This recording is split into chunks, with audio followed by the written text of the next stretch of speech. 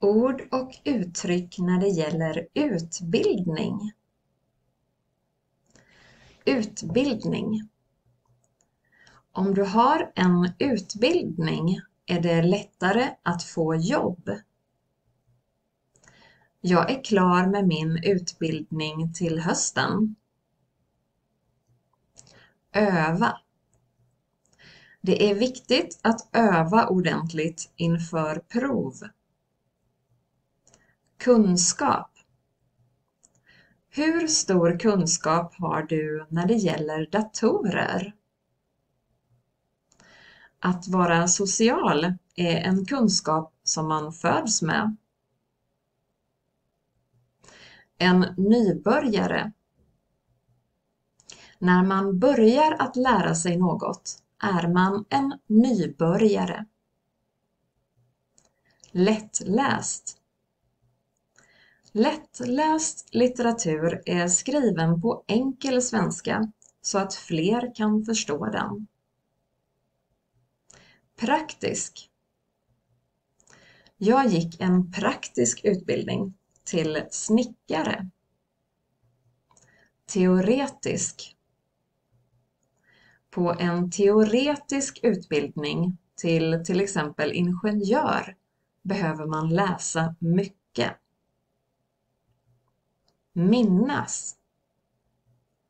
Det finns olika tekniker för att minnas det man lär sig. Man kan till exempel repetera allt många gånger. Komma ihåg. Att minnas och att komma ihåg är samma sak. Ett ordförråd. Ett sätt att utöka ditt ordförråd är att läsa många böcker.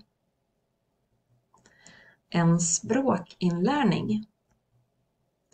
Din språkinlärning går snabbare om du umgås mycket med människor som talar språket.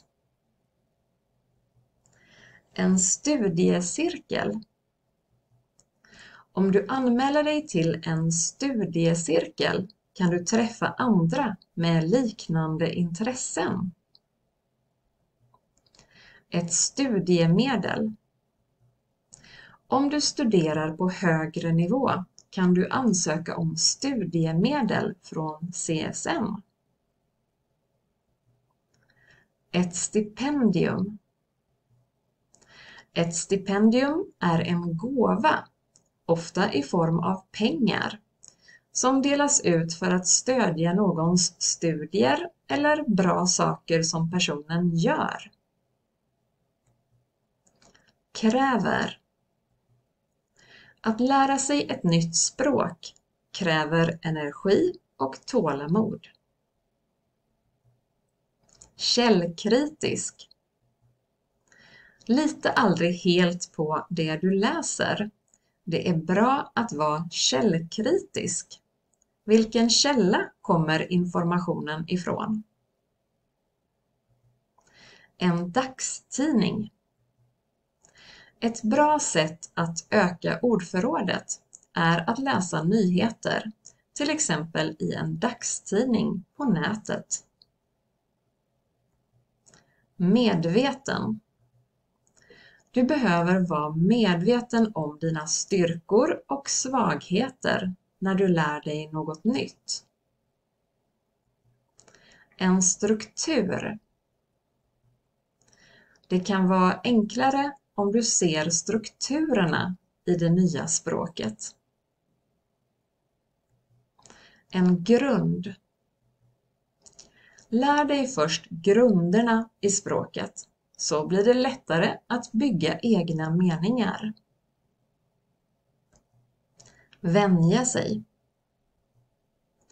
Det är bra att vänja sig vid att studera lite varje dag. Bra rutiner är A och O. Vinna på.